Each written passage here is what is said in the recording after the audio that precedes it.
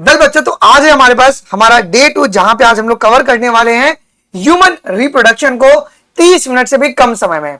कल डे 1 में sexual reproduction थोड़ा सा लेंदी हो गया था, बिकॉज मैं चाहता हूं कि प्रॉपर्ली आपको एक्सप्लेन कर दूं।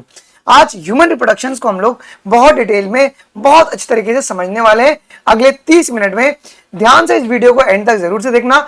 जब वीडियो कंप्लीट हो जाएगा तो आप लोग कमेंट सेक्शन में #day2 completed जरूर से लिख दीजिएगा, और मैं बीच में बहुत सारे क्वेश्चंस भी आप लोगों को पूछने वाला हूं, तो आप लोग पॉज करके उसका आंसर है ना कमेंट में देते चले जाइएगा।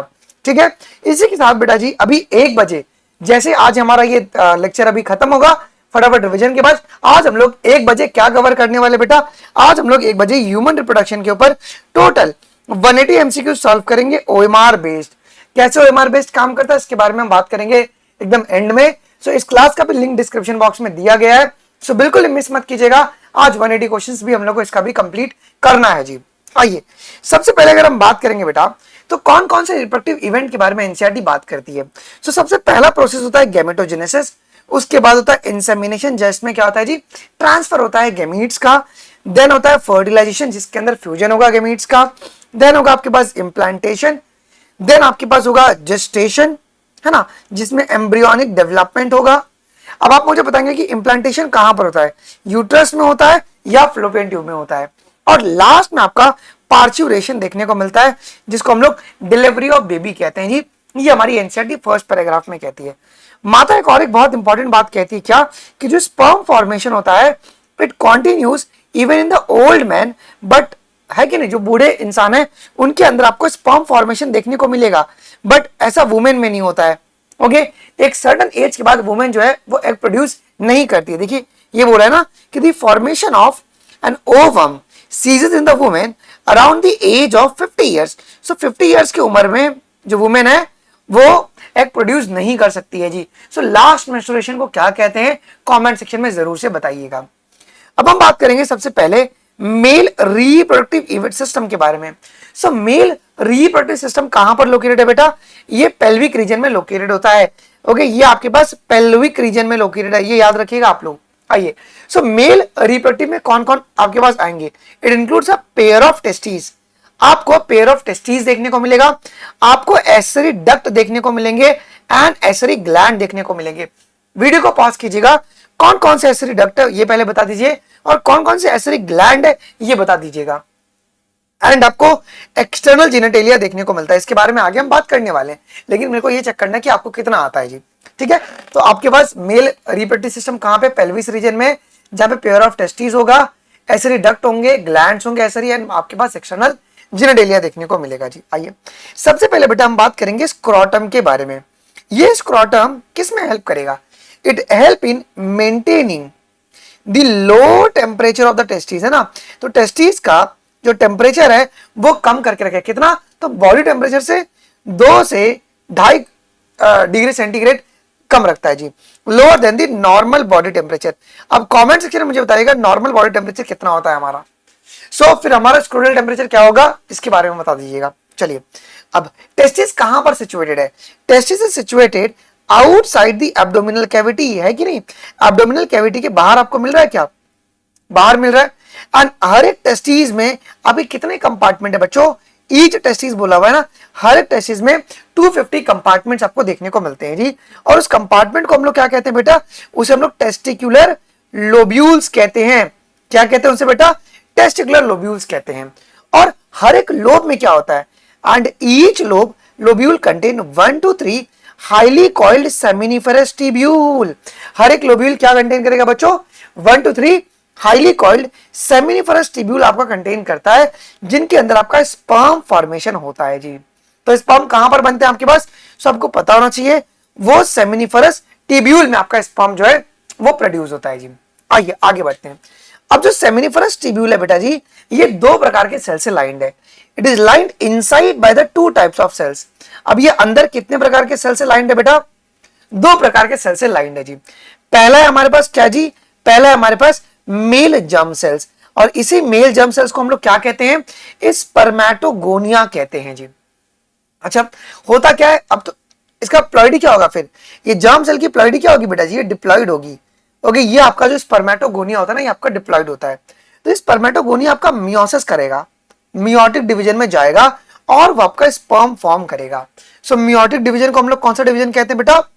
इसे रिडक्शनल डिवीजन कहते हैं जी। दूसरा सेल आपको क्या देखने को मिलेगा सेमिनिफरस ट्यूब्यूल में? वो है सर्टोली सेल, जो न्यूट्रिशन प्रोवाइड कराएंगे जर्म सेल को जी। मेल जर्म सेल को न्यूट्रिशन, स्पर्म को नहीं, मेल जर्म सेल को न्यूट्रिशन प्रोवाइड कराएंगे। अच्छा, region outside the seminiferous tubule, seminiferous tubule के बाहर का जो रीजन होता है उसे कहते हैं इंटरस्टिशियल स्पेस कहते हैं। ओके, और ये इंटरस्टिशियल स्पेस क्या कंटेन करेगा बच्चों? ये कंटेन करेगा blood vessels and interstitial cells contain करता है। और इस इंटरस्टिशियल सेल्स को हम लोग क्या कहते हैं बेटा जी? लेडिक सेल्स कहते हैं। तो सेमिनिफरस ट्यूब्यूल के बाहर आपको जो एरिया देखने को मिलेगा उसे इंटरस्टिशियल स्पेस कहते हैं, जो कि ब्लड वेसल कंटेन करेगा और इंटरस्टिशियल सेल कंटेन करेगा, जिसको हम लोग लेडिक सेल्स कहते हैं। अच्छा, अब जो लेडिक सेल्स हैं ये क्या सिंथेसाइज कर रहा है? ये सिंथेसाइज कर रहा है और सिक्रीट कर रहा है टेस्टिकुलर हार्मोन, जिसका नाम एंड्रोजन होता है। ये बात भी पता होना चाहिए।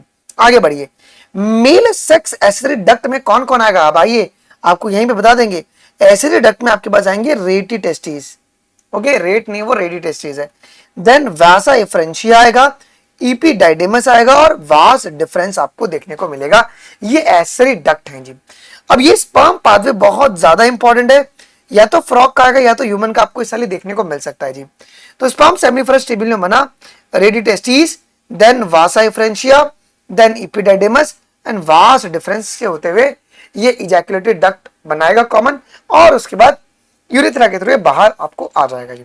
आइए सबसे पहले हम बात करेंगे वासा एफ्रेंशिया के बारे में। सो वासा एफ्रेंशिया टेस्टिस को लीव करता है क्या बच्चों? और किस में ओपन करेगा? यू ओपन करेगा इनटू द इपीडाइडेमस। सो इपीडाइडेमस कहां पर लोकेटेड है?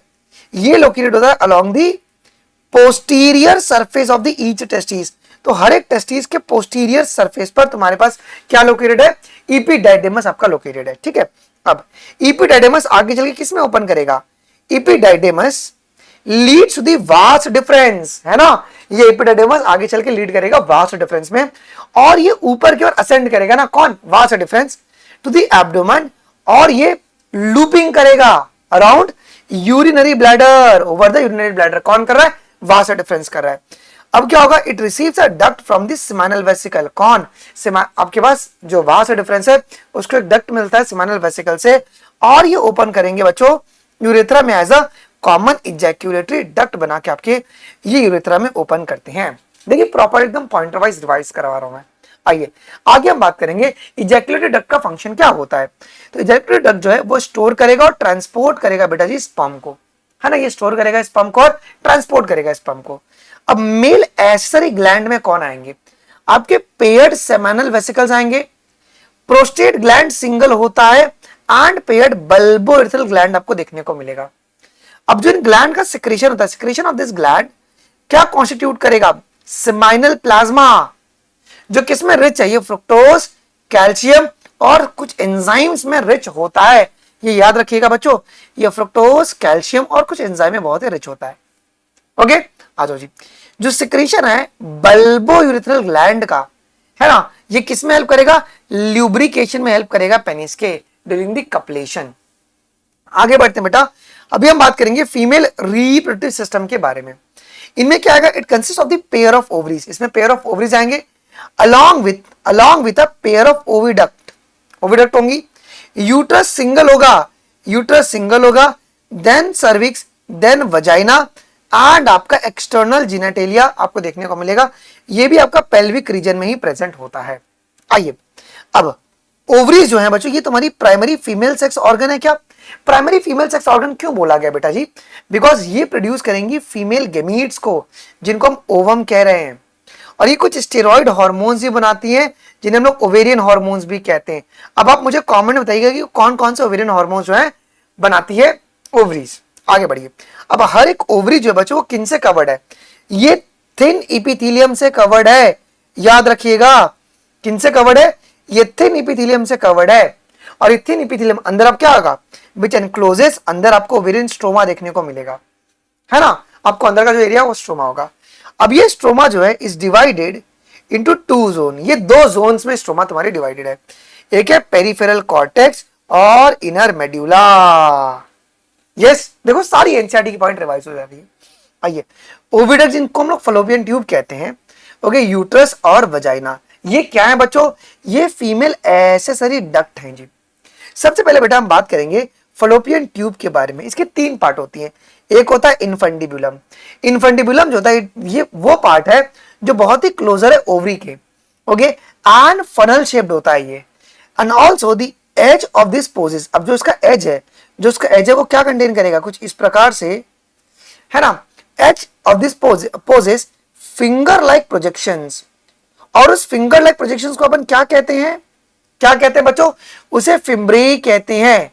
और ये फिम्ब्रे जो बच्चों, ये तुम्हारे ओवम कलेक्शन में आपके पास हेल्प करेंगे जी, ठीक है। ये बात एक आपको पता होना चाहिए।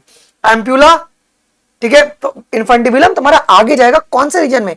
वाइडर की narrow, it lead to the wider part, it leads to the wider part of the oviduct, जिसको हम लोग एम्प्यूला कहते हैं, एम्प्यूला कहते हैं जी।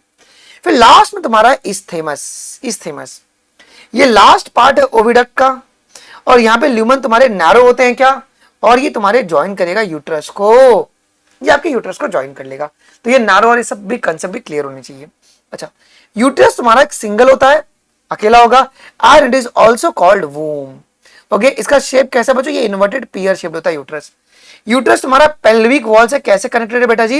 ये लीगामेंट के द्वारा तुम्हारे पास कनेक्टेड होता है जी। अब यूट्रस किस में ओपन करेगा बच्चों? वजाइना में ओपन करेगा। किसके थ्रू?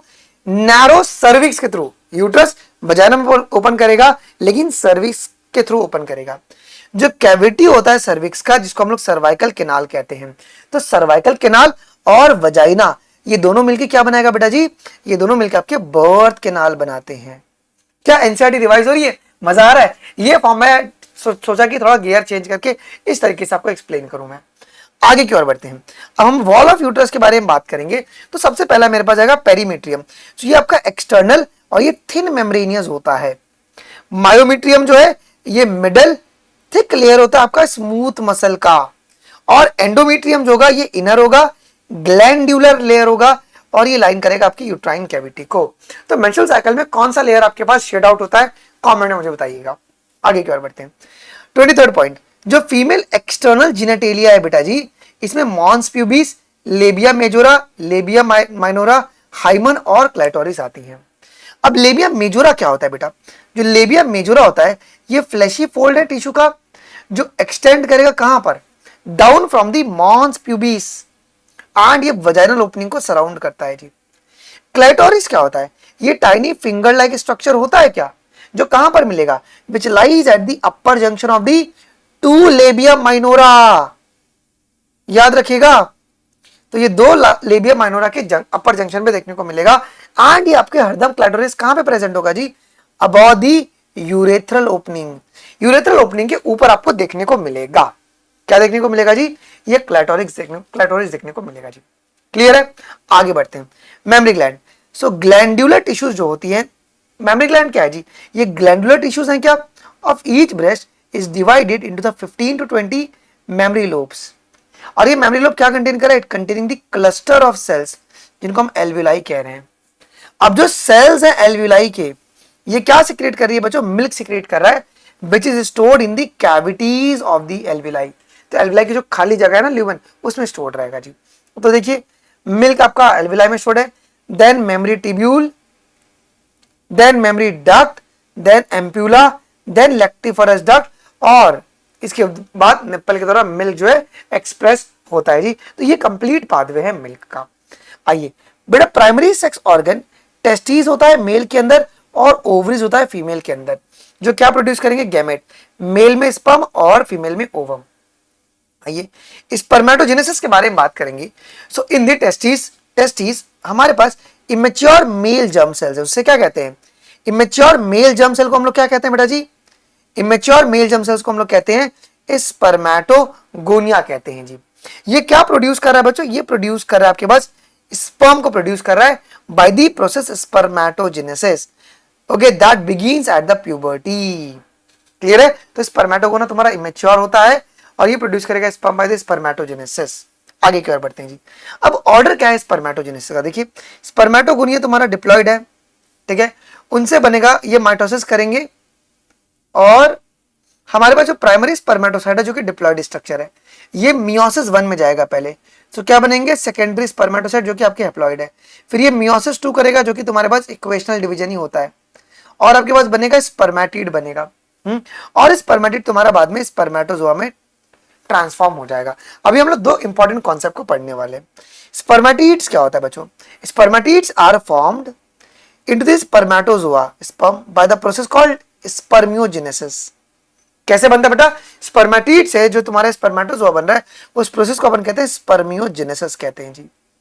ओके, अब जो स्पर्म का हेड है it becomes embedded into the Sertoli cells, है ना, सर्टोली सेल्स में चले जाएंगे, and finally released from the seminiferous tubule bye the process called spermiation. तो ये दो बहुत ही कोर इंपॉर्टेंट पॉइंट है जी। अब spermatogenesis start at the as of puberty. क्या प्यूबर्टी से तुम्हारा स्पर्मेटोजेनेसिस शुरू होता है क्या? Due to the significant increase in the secretion of GnRH, that is a gonadotropin releasing hormone, इसके वजह से। अभी किस पे काम करेगा बच्चों? ये एंटीरियर पिट्यूटरी ग्लैंड पे काम करेगा, और ये किसका सिक्रीशन करवाएगा? LH और FSH का सिक्रीशन करवाएगा। अब LH किसके ऊपर काम करेगा? लेडिक सेल्स पे काम करेगा, और वो किसको सिंथेसाइज कराएगा जी? सिंथेसिस और सिक्रीशन किसे कराएगा? एंड्रोजन का जी। और ये androgen which will stimulate the process of spermatogenesis. अब जो FSH है बेटा वो एक्ट करेगा सर्टोली सेल्स पे, एंड ये स्टिमुलेट करेगा secretion of some factor which help in the process of spermiogenesis. मतलब स्पर्मेटिड से स्पर्मेटोजोआ में कन्वर्ट करने में आपका FSH हेल्प करेगा। अभी हम लोग स्पर्म के बारे में बात करते हैं जी। आइए, अब स्पर्म तुम्हारा माइक्रोस्कोपिक स्ट्रक्चर है बच्चों, और ये किन से मिलकर बना है? Head, neck, middle piece and tail. इनकी जो बॉडी है plasma membrane cover the whole body of the sperm, सभी लोग जानते हैं। स्पर्म का जो हेड है वो क्या कंटेन करता है? जो हेड है स्पर्म का वो कंटेन करता है इलोंगेटेड हैप्लॉइड न्यूक्लियस। याद रखना बेटा मॉर्फोलॉजी, सर्कुलर है या इलोंगेटेड है? आपका इलोंगेटेड है, और हैप्लॉइड न्यूक्लियस जो और ये anterior portion of which is covered by the cap like structure जिसको हम लोग एक्रोसोम कहते हैं जी। ठीक है, आगे बढ़ते हैं। अब ये एक्रोसोम किन से फील्ड है? It is filled with the enzyme that help in the fertilisation. किस में हेल्प करेगा बेटा? ये फर्टिलाइजेशन में आपका एक्रोसोम्स हेल्प करेंगे। जो मिडल पीस होता है ये क्या कंटेन करेगा? माइटोकॉन्ड्रिया, जो प्रोड्यूस करेगा energy that will help in the sperm की motility which is essential for fertilization, है कि नहीं? ये फर्टिलाइजेशन के लिए बहुत ही असेंशियल है। 60% के पास नॉर्मल शेप और साइज होना चाहिए, और 60% में से जो 40% है वो आपके पास विग्रस मोटालिटी शो करना चाहिए जी। अच्छा, secretion of epididymis, vas deferens seminal vesicles and prostate. देखो बल्बोरेथ्रल यहां पे बोला है क्या? नहीं बोला है, याद रखिएगा। तो epididymis, vas deferens seminal vesicles और प्रोस्टेट की secretion are very essential for the maturation and motility of sperm. ठीक है, seminal plasma along with sperm ये मिलके तुम्हारी सीमन बनता है जी। ठीक है, अब oogenesis क्या होता है बेटा? Okay, oogenesis is initiated during the embryonic development stage. Okay, female में जब ओवा बनता है उस प्रोसेस को अपन कहते हैं oogenesis। तो ये प्रोसेस एम्ब्रियोनिक स्टेज में शुरू हो जाता है फीमेल में। नो मोर उगोनिया, मतलब no more oogonia is nothing, it's a gamete mother cell. ठीक है, are formed after the birth. ठीक है, अब जो उगोनिया है ना, जो गैमेट मदर सेल है, this cells start a division and enters into the prophase 1 of the meiotic 1। तो ये प्रोफेज 1 में आपके पास एंटर कर जाएंगी, और वहां पे टेम्पोरली आपके पास अरेस्ट रहती हैं एट दिस स्टेज। ओके, और उस स्टेज में जो oocyte होगा उसको हम क्या कहेंगे? उसे कहेंगे प्राइमरी oocyte कहेंगे जी। अब क्या होता है? अब ईच प्राइमरी oocyte फिर किन से सराउंड करेगा जी? ये सराउंड होगा आपके पास, they get surrounded by the layer of granulosal cell। Okay, जिसको हम अगर oocyte, अगर प्राइमरी oocyte में अगर ग्रेनुलोसल सेल्स अगर आ गए तो उन्हें हम लोग क्या कहेंगे? अभी प्राइमरी फॉलिकल्स कहेंगे, प्राइमरी फॉलिकल्स कहेंगे। ठीक है, तो प्राइमरी oocyte के ऊपर अगर ग्रेनुलोसल सेल की लेयर चढ़ेगी उसे क्या कहेंगे? प्राइमरी फॉलिकल कहेंगे। अच्छा, at puberty only 60 to 80,000 of primary follicle is left in each ovary. बेटा ईच ओवरी लिखा हुआ है, तो दोनों ओवरी में कितने होंगे जी प्राइमरी फॉलिकल्स? बताइए कमेंट सेक्शन के अंदर। अच्छा, अब ये क्या होगा कि जो प्राइमरी फॉलिकल है they get surrounded by more layer of granulosa cells, और न्यू थिक आपकी ऐड होंगी और कहलाएंगी सेकेंडरी फॉलिकल। है। न्यू थीका और अगर और ग्रेनुलोसा सेल्स आएंगे तो क्या कहलाएगा वो कहलाएगा सेकेंडरी फॉलिकल। ठीक है, अब secondary follicle soon transform into the tertiary follicle. अब टर्शियरी फॉलिकल का कैरेक्टरिस्टिक फीचर क्या होता है, which are characterised by the fluid filled cavity called antrum. ये एंट्रम आपको सिर्फ और सिर्फ टर्शियरी फॉलिकल्स में ही देखने को मिलेगा जी। ओके, अच्छा, अब जो थीका लेयर होता है, ओके, ये किस में ऑर्गेनाइज करेगा, ये ऑर्गेनाइज हो जाता है इनर थीका जिसको इंटरना कहते हैं और आउटर थीका जिसको हम लोग एक्सटर्ना कहते हैं जी। हाँ, अब जो प्राइमरी oocyte विदिन दी टर्शियरी फॉलिकल है ना, बिकॉज प्राइमरी oocyte ही था ना, अभी वही तुम्हारा ट्रांसफॉर्म होके टर्शियरी फॉलिकल तक पहुंचा है जी। So primary oocyte within the tertiary follicle undergoes first meiotic division, और जो फर्स्ट मियोटिक डिवीजन होगा वो अनइक्वल होता है। कैसे, तो आपके पास बनेगा फॉर्मेशन होगा यहाँ पे हेप्लॉइड सेकेंडरी oocyte, इसको अपन ओवम कहते हैं। सेकेंडरी oocyte को हम लोग ओवम कह रहे हैं क्या, from the ovary bye the process called ovulation. आपका सेकेंडरी oocyte रिलीज हो रहा है जी। आइए जी, तो ये तुम्हारे पास oogenesis के बारे में तुम्हारी एनसीईआरटी इतनी इंपॉर्टेंट बात बोलती है जी। ओके, आगे सुनिए मेंस्ट्रुअल साइकिल के बारे में। जो पहला मेंस्ट्रुअल साइकिल है, first menstrual cycle begins at puberty, जिनको हम लोग मिनार्क कहते हैं। इनमें जो सबसे पहला फेज है, फेज 1 जो है मेंस्ट्रुअल फेज है, जहां पे एंडोमेट्रियम लाइनिंग है वो ब्रेक कर जाती हैं और उनकी जो ब्लड वेसल्स हैं and which forms a liquid that comes out by the vagina. ठीक है, अब menstruation occurs if the release ovum is not fertilised. अगर अनफर्टिलाइज्ड रहेगा तभी तुम्हारा ये पहला फेज चलने वाला है जी। अब ये 3 to 5 डेज के लिए होगा जी। अगर किसी को अगर मेंस्ट्रुएशन नहीं होता है, lack of menstruation may be the indication of the pregnancy, but it may also occur due to the poor health और stress। इसके वजह से भी menstruation बहुत सारे फीमेल्स में नहीं होता है। आगे बढ़िए, फेज 2 जो है आपके पास फॉलिक्यूलर या प्रोलिफरेटिव फेज, जहां पे क्या होता है बच्चों, जो प्राइमरी फॉलिकल है इन द ओवरी इस समय ग्रो कर रही है ओवरी के अंदर, क्योंकि जो चेंजेस है वो ओवरी और यूट्रस दोनों में हो रहा है जी। सो फॉलिकुलर फेज में क्या हो रहा है कि जो प्राइमरी फॉलिकल है ओवरी में वो ग्रो करेंगे to become the fully mature Graafian follicles, and simultaneously जो एंडोमेट्रियम है यूट्रस के अंदर वो रीजनरेट कर रहा है बाय प्रोलिफरेशन। तो फॉलिकुलर फेज ये वर्ड किसके लिए यूज कर रहे हैं बेटा, जब ओवरी में तुम्हारा प्राइमरी फॉलिकल से ग्राफियन फॉलिकल्स बन रहा है। प्रोलिफरेटिव फेज ये अपन यूट्रस के लिए यूज कर रहे हैं वर्ड। ठीक है, आइए जी, अब this changes in the ovary and the uterus are induced by the changes in the levels of pituitary and ovarian hormones। अब जो ये आपके पास अगर आप देखेंगे ओवरीज में जो बदलाव हो रही है और जो यूट्रस में बदलाव हो रही है उसको कौन कंट्रोल कर रहा है बच्चों, उसको हॉर्मोन्स कंट्रोल कर रहे हैं। कौन कौन से, पिट्यूटरी और ओवेरियन हॉर्मोन्स कंट्रोल कर रहे हैं जी। देखिए, द सिक्रीशन ऑफ द गोनेडोट्रोपिन्स, कौन, एलएच और एफएसएच, ये कौन से हार्मोन है, ये पिट्यूटरी हॉर्मोन्स है। Increase gradually during the follicular phase. So follicular phase में एलएच और एफएसएच का लेवल बढ़ेगा and stimulate the follicular development as well as the secretion of oestrogen by the Graafian follicle, है ना। जो ग्राफियन फॉलिकल्स है वो ईस्ट्रोजन भी सिक्रीट करती है जी। रप्चर करेंगे तो प्रोजेस्टेरॉन रिलीज होगा, लेकिन जब फॉलिकुलर फेज में ना तो आपका ईस्ट्रोजन तुम्हारे पास यहाँ पे बन रहा है ओवरीज के अंदर। थर्ड फेज जो है बेटा वो है तुम्हारा ओव्यूलेशन, जहां पे एलएच और एफएसएच जो है ये एकदम पीक पर होते हैं। मिडिल ऑफ द साइकिल है, 14th डे है बच्चों। यहाँ पे रैपिड सिक्रेशन होगा एलएच का। इससे क्या होगा, देखो एलएच इतना ज्यादा सिक्रेट हो जाता है to its maximum level during the mid cycle.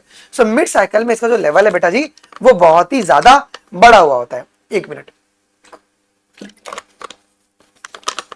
इसी बड़े वे को हम लोग कहते हैं एलएच सर्ज कहते हैं।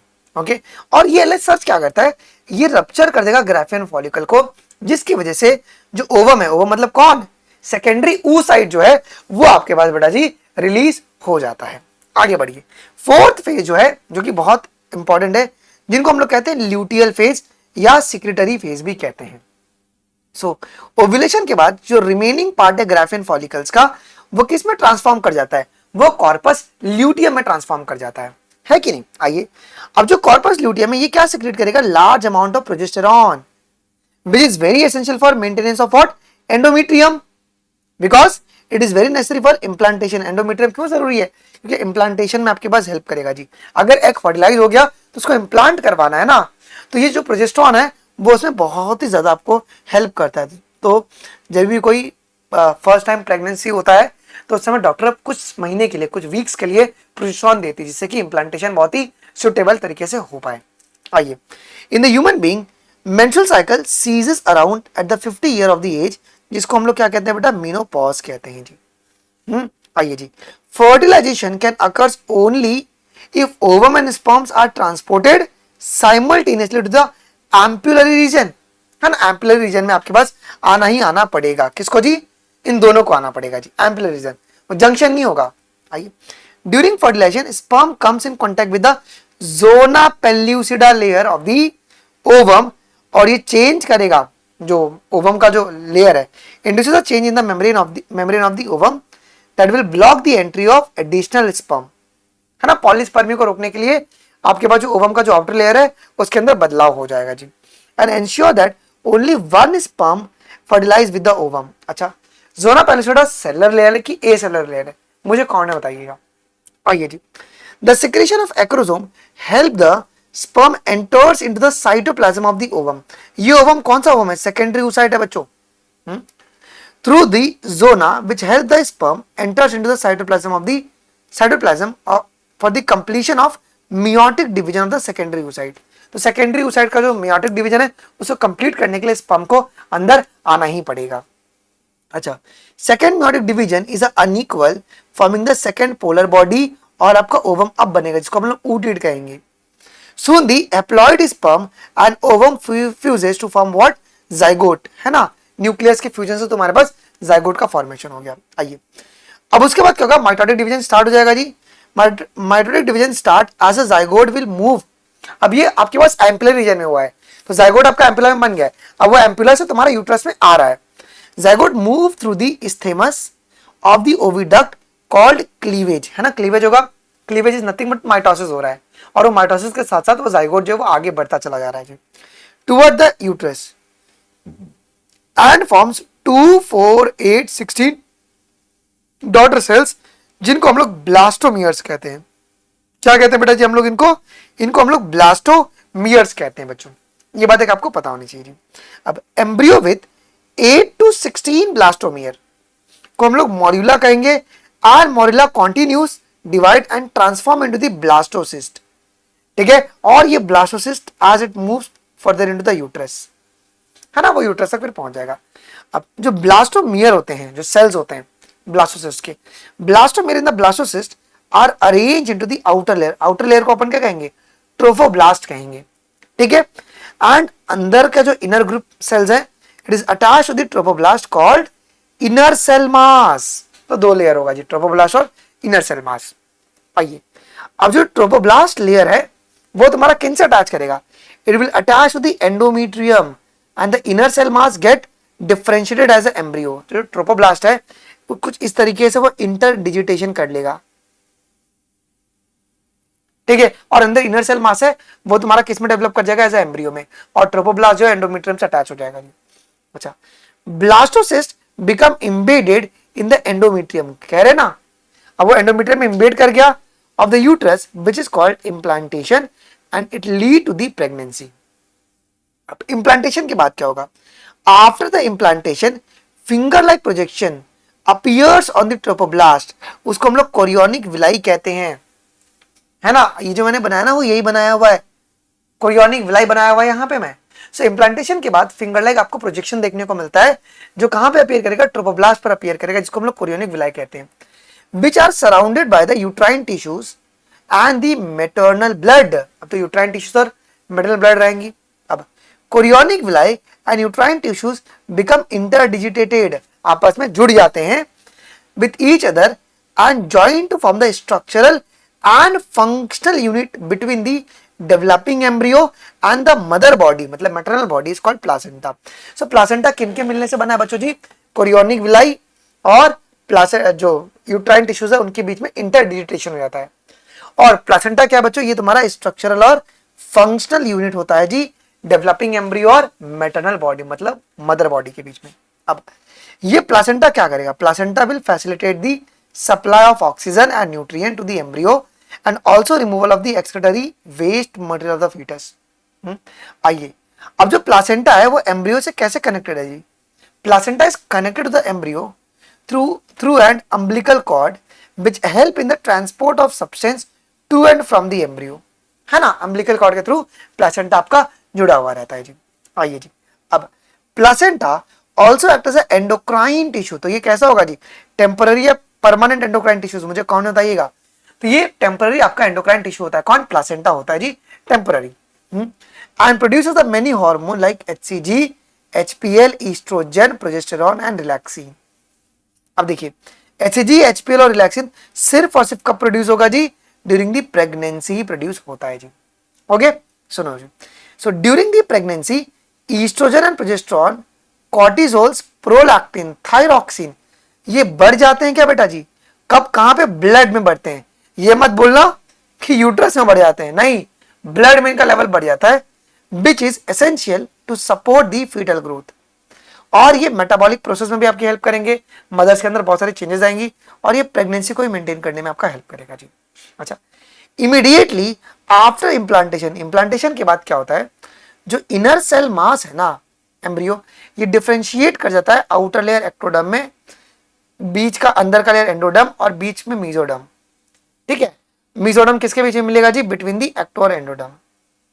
तो जो इनर सेल मास है बच्चों, ये क्या कंटेन करता है, ये कंटेन करेगा कुछ ऐसे सेल जिनको अपन स्टेम सेल्स कहते हैं, जिनके पास पोटेंसी होती है to give rise to all the tissues and organ. तो इनर सेल मास जो होता है यही तो डिफरेंशिएट किया एक्टोडर्म, एंडोडर्म और मीजोडर्म में, और कोई भी जो ऑर्गन्स है वही नहीं जर्म लेयर से निकलते हैं जी। तो जो इनर सेल मास है बच्चों, उनके पास कुछ ऐसे तो सेल्स होते हैं जिनको स्टेम सेल्स कहते हैं, और ये स्टेम सेल के पास कैपेसिटी होती है कि कोई भी पूरा का पूरा ऑर्गेनिज्म ही वो बना पाए। आइए, after 1 month of pregnancy embryo का हार्ट बन जाता है जी। End of the second month of pregnancy में foetus develops limbs and digits. End of the 12 week मतलब फर्स्ट ट्राइमेस्टर में क्या होगा, most of the major organ systems बन जाते हैं, जैसे कि लिम्स और external genitalia. During 5th month पहली बार फीटस मूव करता है और सर पर आपको बाल देखने को मिलता है जी। End of the second week मतलब second trimester, body is covered with the fine hair, eyelid is separated and eyelashes आपको बनता हुआ मिलता है जी। और एंड ऑफ 9 मंथ में क्या होगा जी, foetus is fully developed and ready for delivery. तो एक ये बात आपको पता होना चाहिए बच्चों कि हार्ट का फॉर्मेशन कब हो रहा है, पहली बार फीटस कब मूव कर रहा है, ये आपको पता होना चाहिए जी, ये पेपर में आता है। आगे बढ़िए, अब signal for parturition originate from the fully developed fetus, है ना, फुल्ली डेवलप्ड फीटस और placenta which induces the mild uterine contraction, जिसको हम लोग कहते हैं fetal ejection reflex, है कि नहीं। जो सिग्नल है पार्चुरेशन का, डिलीवरी का, कौन देगा, फुल्ली डेवलप्ड फीटस देता है जी। This trigger the release of oxytocin. अब ये ऑक्सीटोसिन किस पे काम करेंगे, it act on the uterine muscles and causes the strong uterine contraction, है ना, which turn further stimulate the oxytocin का सेक्रेशन, जैसे कि और ऑक्सीटोसिन का सेक्रेशन होगा जी। मेमरी ग्लैंड जो होता है फीमेल का, it undergoes a differentiation during the pregnancy, तो पूरे through out the pregnancy mammary gland में बदलाव देखने को मिलता है, and start producing the milk and toward the end of the pregnancy. देखो जब फीमेल प्रेग्नेंट है ना, मिल्क बन रहा है, लेकिन जब बेबी डिलीवर हो गया है at the end of the pregnancy bye the process called lactation, है ना। तो ये जैसे तुम्हारे पास प्रेगनेंसी एंड होगा तो आपके पास लैक्टेशन जो है वो शुरू हो जाएगा। Milk produces during the initial few days of the lactation is called colostrum. ये नहीं है कि बेटा फर्स्ट मंथ से तुम्हारा मिल्क बनना, नहीं, मेमरी ग्लैंड में चेंजेस आ रहा है, लेकिन जब प्रेगनेंसी एंड हुआ है, मतलब जब आपका पार्चुरेशन हो गया है, ओके, उसके बाद तुम्हारा लैक्टेशन का प्रोसेस शुरू हो जाएगा जी। तो जो अब मुझे बताइए कोलेस्ट्रॉम में कौन सी एंटीबॉडी बहुत ही ज्यादा होती है, बताइएगा जी। और इसका कलर क्या होता है बच्चों, इसका कलर आपका येलोइश होता है ना। तो जो कुछ दिन तक जो मिल्क आपके पास सिक्रीट होते हैं उसे कोलेस्ट्रॉम कहते हैं, which contain the several antibodies. नाम क्या होगा उसका, IgA antibody, IgA antibody which is essential for developing the resistance in the new born babies, है ना। तो न्यू बॉर्न बेबीज में ये रेजिस्टेंस प्रोवाइड करवाता है जी। So this is how we have completed the complete chapter in just 35 minutes. Okay, अभी बच्चों हम लोग 1 बजे क्या करने वाले हैं जी, हम लोग 180 क्वेश्चंस को सॉल्व करेंगे। 180 हम लोग MCQ सॉल्व करेंगे अभी कितने बजे बच्चों, 1 बजे। सो क्या आप इस क्लास के लिए रेडी हो तो कमेंट सेक्शन में #रेडी भी जरूर से लिख दीजिएगा। आइए रिवाइज करके आइएगा। इसका नोट्स में टेलीग्राम अनमोल शर्मा लाइव पर डलवा दूंगा, डिस्क्रिप्शन बॉक्स में लिंक है, इसको भी ज्वाइन कर लीजिए। कुछ भी डाउट रहेगा मुझे कमेंट सेक्शन में जरूर से बताइएगा। और ओएमआर लेकर आइएगा। ठीक है, तो सर ओएमआर आपको कहां पर मिल जाएगा? तो मैंने ऑलरेडी टेलीग्राम पे यहाँ पे ओएमआर डाला हुआ है, आप लोग यहाँ से ओएमआर डाउनलोड कर सकते हैं टेलीग्राम से। ठीक है, या तो आप सीधा ट्रैक प्रेप की वेबसाइट से भी डाउनलोड कर सकते हैं जी। ओके, कल हम लोग रिप्रोडक्टिव हेल्थ जो है सुबह 10 बजे मैं प्रोवाइड करवा दूंगा। कुछ भी डाउट हो इस कंसेप्ट के अंदर तो मुझे कमेंट में आप लोग जरूर से बताइएगा। अभी के लिए बस इतना ही। थैंक यू, जय हिंद, टेक केयर एंड लाइक करना, शेयर करना एंड प्लीज सब्सक्राइब कर लिया करो प्लीज।